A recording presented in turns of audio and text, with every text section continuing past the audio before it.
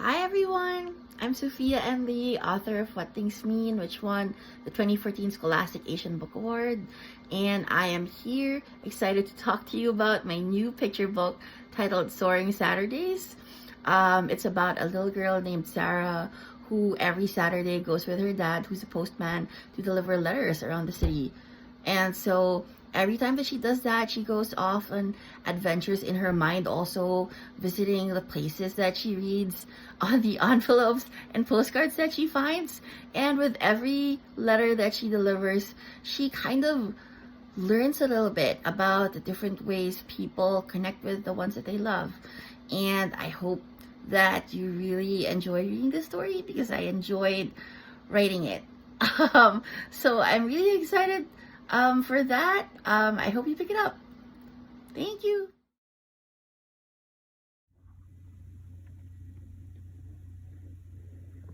Saturday was Sarah's favorite day, even though she had to wake up earlier than she did on school days, even though she couldn't play on the streets like her friends did, even though she had to leave Mama at home for the whole day.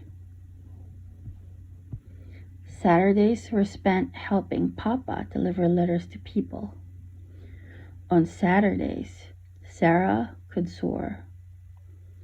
She would put on her bright yellow helmet and hop into the red wagon attached to the back of Papa's bicycle.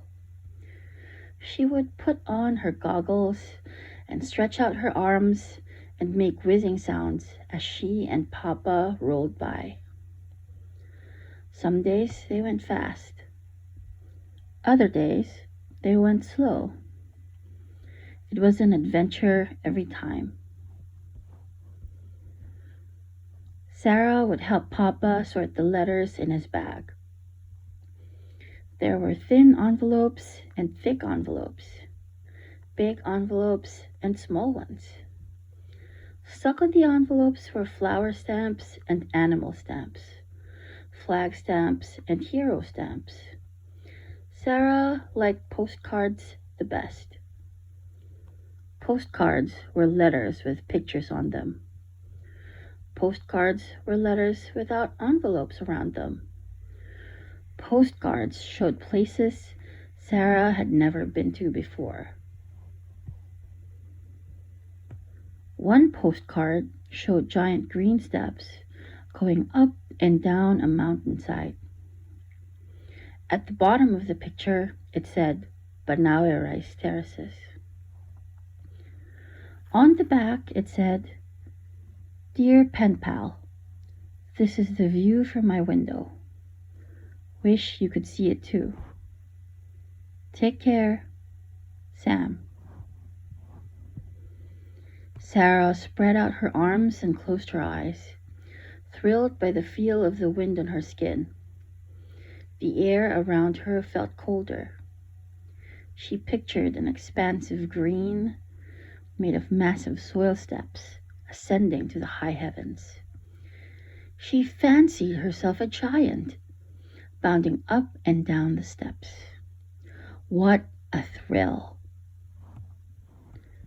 Another postcard featured a pretty pathway framed by dainty pink-hued trees. The postcard said, Greetings from Fuji, Japan. On the back, the sender had written, The blooms remind me of your pink cheeks on a cold day. It's always cold here. Wish I could hug you, baby. Mommy. Sarah spread out her arms and closed her eyes, dreaming she could fly off to Japan. She opened her eyes and found herself on the pretty lane beneath the magical pink trees. She thought they looked like cotton candy. She pulled a branch down and plucked a few of its candy leaves. Sarah took a bite. Delicious. One postcard showed a place made golden by millions of sunflowers. Sarah turned the card over. It said, Seeing the sunflowers Makes me miss your sunny smile. Wish you were here, anak. Love, Daddy. It came from a place called Sasolburg, South Africa. After they delivered the postcard, Papa showed Sarah where South Africa was on the world map that he kept folded inside his map book. How far it was from them.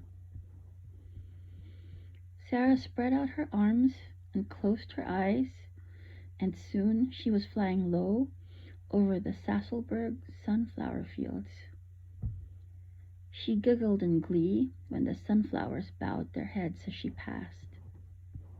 When Sarah opened her eyes, Papa showed her another postcard from his bag.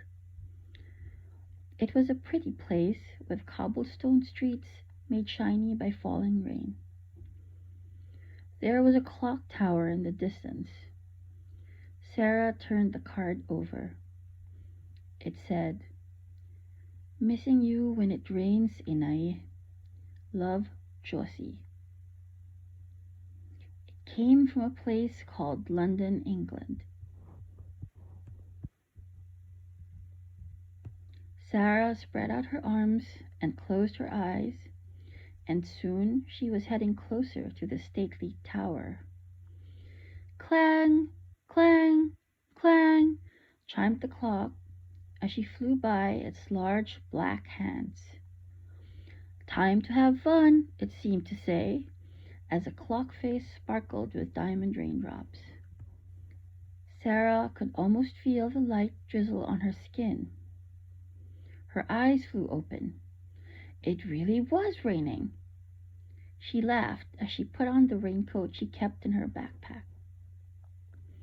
She stuck out her tongue and tasted the rain.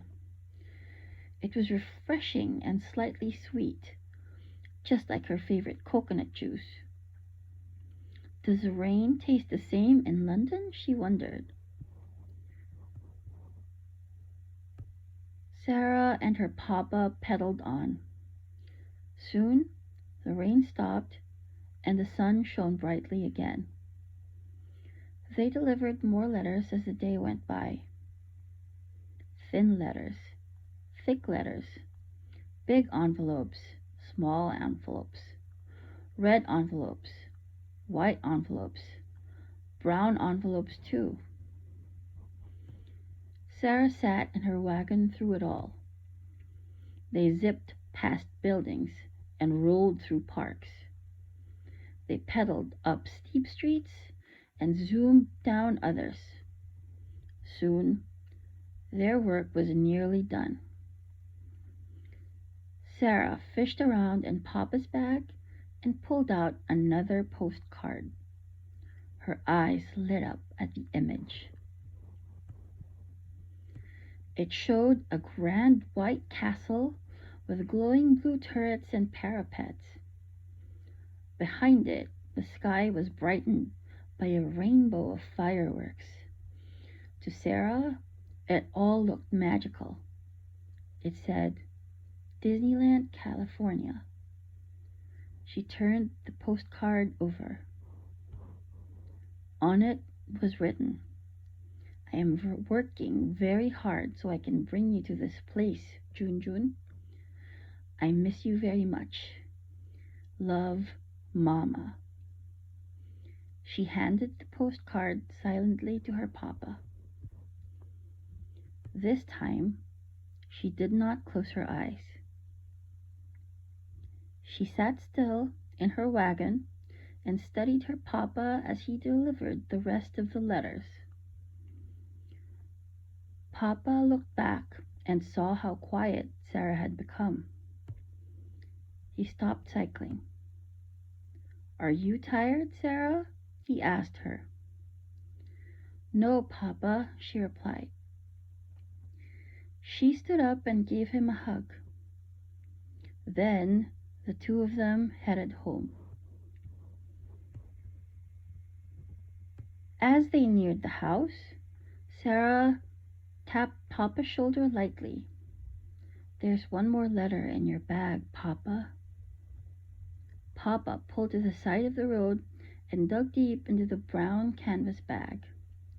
From it, he pulled out a special postcard addressed to the best papa in the world. On the front was a drawing of Papa on his bike with Sarah in her red wagon. Both of them had happy, smiling faces. He turned the card over.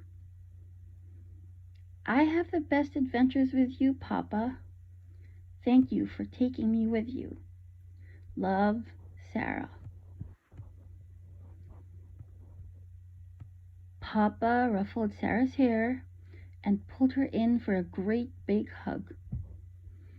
The two of them pedaled home, wondering what new things they would see next Saturday.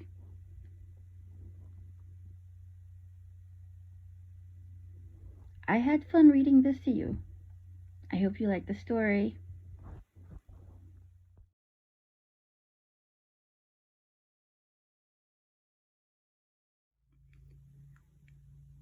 Hi guys, thank you so much for letting me share Soaring Saturdays with you. I hope you enjoyed the story and I hope you had fun as I read the story with you. And I thought that we could continue the fun by making our own postcards together. So I have everything that you will need to make your own postcard. So at first you will need paper or cardstock, which is a thicker kind of paper if you have it. If you don't, this is okay too. You'll need things to draw with. So I have pens, colored pencils, crayons, whatever you have on hand. We need a pair of scissors. And to start, you're just gonna fold your paper in half crosswise like this, and then use the scissors to cut them in half. So I've already cut them in half for you, and that's what it's gonna look like afterwards. And then you're just gonna take one of them, and on one side, you're gonna draw a scene. You're gonna think of who you wanna give it to and draw them, and draw what you imagine yourself to be doing with this person that you miss, or you could give it to a person that you're grateful for. So here I have drawn myself and my brother, who I am missing this holiday season. And I drew us, together at Christmas. It's very snowy outside, but we're keeping warm with a fireplace.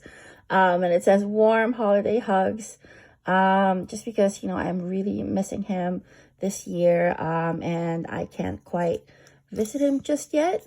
So that's what I drew. And then on the other side of your paper, you're going to draw a line like this to separate your writing. On the left side, you're going to write your message to the person that you want to give your postcard to. And then on the right side, you're going to write their address. Now, if it is safe for you to mail it, you can ask for help with your parents or from your guardians to help you mail it. But if it's not, then you can hold on to your postcard and give it to your friend or your loved one that you're making the postcard for when it is safer. And so you'll see here, I just wrote, missing you this Christmas, for my brother Kip. We call him Kip, but his name is Kenneth. And I just said, missing you this Christmas, love you, love at the Ia. But you can write whatever message you want. If you're giving this postcard to someone that you live with at home, that's absolutely okay too. Write whatever you feel in your heart. If you're grateful for them, if you're thankful for all the things that they do for you, you can do that. There is no wrong way to do this. So again, let me just show you the front of my handmade postcard, and then the back of it.